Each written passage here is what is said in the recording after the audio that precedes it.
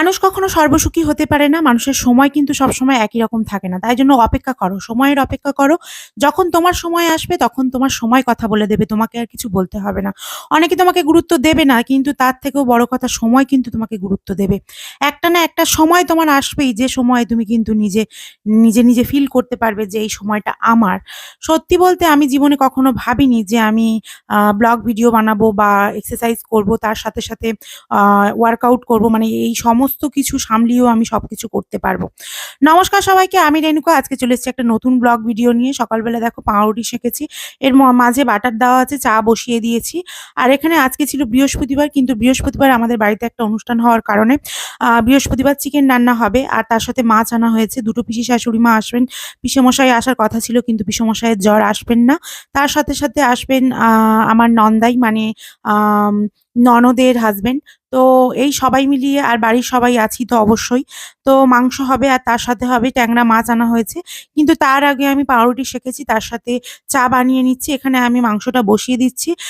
ফোড়নে দিয়েছি একটু তেজপাতা, শুকনো লঙ্কা, আর তার সাথে আমি একটুখানি চিনি দিয়েছি মাংসটা রং হওয়ার জন্য। আর এখানে পেঁয়াজগুলো দিয়ে দিয়েছি। সত্যি বলতে বৃহস্পতিবার আমাদের বাড়িতে নিরামিষই রান্না হয়, কিন্তু এতগুলো মানুষজন আসছেন, তারা সবাই অনেকদিন পরে আসছেন, এবং একটা বাড়িতে মানে কুটুম-আটুম এলে একটু মাছ-মাংস না করলে আরকি ভালো লাগে না। তো আমি এখানে কিছু কাঁচা লঙ্কা দিয়ে নিয়েছি, গুঁড়ো লঙ্কাটা অল্প দেবো বলে। আ আগেই কয়েকটা শুকনো লঙ্কা ফোড়নে দিয়েছিলাম, আর কয়েকটা লঙ্কা ভাজা তুলে রেখে দিয়েছি। তার সাথে কাঁচা লঙ্কা, পেঁয়াজ এখন দিয়ে আমি এখন ভাজা করছি। আর এদিকে মাংসের আলুগুলো ভেজে নিয়েছি। এখনকার যে নতুন আলু উঠেছে মাংসের জন্য। আর এই যে মাছ, এই মাছ ভাজতে গিয়ে আমার মুখে, চোখে, হাতে, পায়ে সব জায়গায় একদম মানে তেল পড়ে একদম পুড়ে গেল। তো যাই হোক, ট্যাংরা মাছ নাকি ফাটে। তো আমি ঢাকা দিয়ে ভাজার চেষ্টা করছিলাম। তবুও দেওয়া মাত্রই বা ওল্টানোর সময় এরকম হচ্ছে কি আ গায়ে মানে উঠে আসছে তেলগুলো।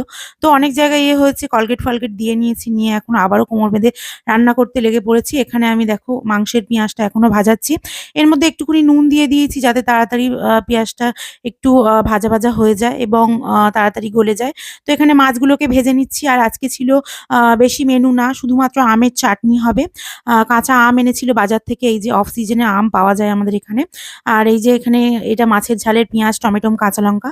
তো সমস্ত কিছু একা হাতে গোছানো। এর সাথে কিন্তু বেসন-ফেসন আনা হয়েছিল।